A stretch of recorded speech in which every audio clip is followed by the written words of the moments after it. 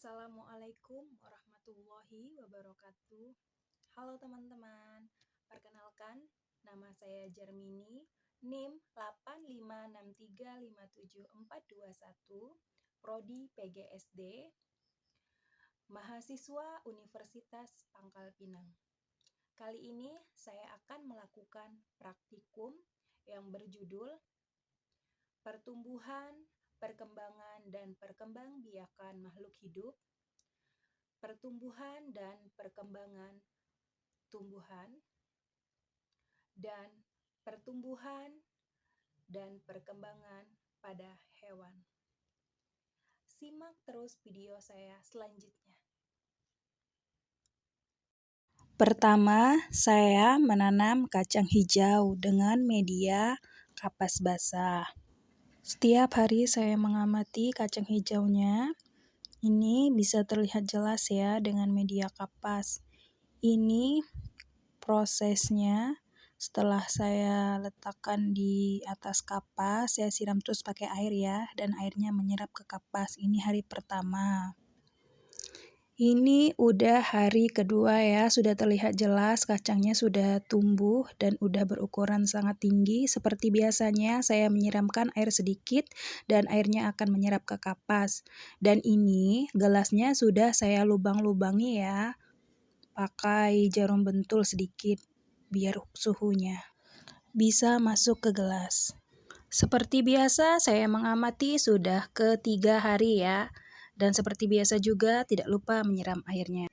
Dan ini sudah keempat hari, sudah terlihat jelas sangat besar ukurannya. Selanjutnya pengamatan terakhir yang kelima hari, sudah tinggi, kacang hijaunya sudah terlihat jelas dan sudah saya ukur ya. Daunnya sudah ada 3 dan sudah ada yang 4 daun. Selanjutnya pengamatan kedua tentang lalat buah. Inilah yang disiapkan, pisang, toples bening ya. Nah, ini sudah proses pembolongan pada toplesnya ya. Saya menggunakan jarum bentul, saya tusuk-tusuk. Ini prosesnya ya. Jadi prosesnya agak ribet sedikit.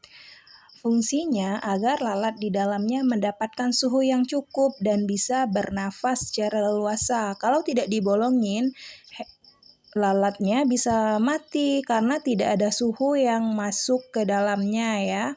Nah, inilah prosesnya.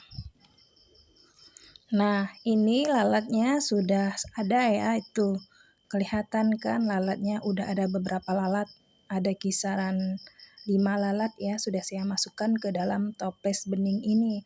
Kenapa toples bening? Biar proses metamorfosisnya terlihat sangat jelas ya.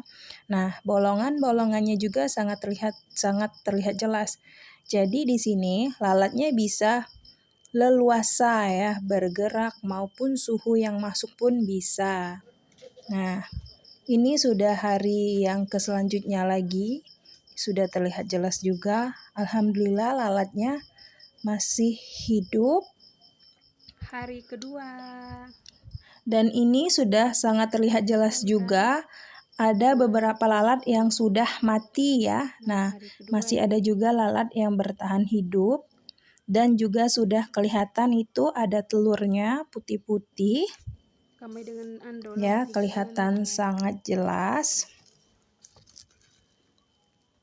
telurnya.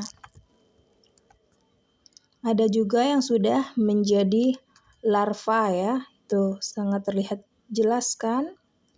Telurnya putih-putih kecil yang telah menjadi larva. Dan ini juga sangat terlihat jelas. Lalatnya juga masih bertahan hidup, alhamdulillah. Dan juga ada sebagian yang sudah mati. Dan terlihat sangat jelas juga. Dan kali ini sangat terlihat jelas lagi. Udah banyak lalatnya yang mati.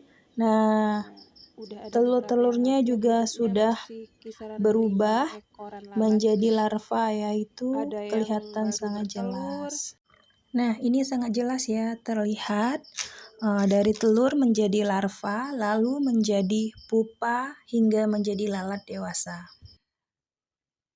Dari praktikum yang sudah saya lakukan tadi, saya bisa menyimpulkan bahwa kacang hijau mengalami pertumbuhan ditandai dengan tumbuhannya yang mengalami peningkatan tinggi dari ukuran tingginya dan dari pertumbuhan daunnya. Terus untuk hewan lalat buah mengalami perkembangan ditandai dengan melalui proses metamorfosis yang sangat sempurna. Nah, pertumbuhan dan perkembangan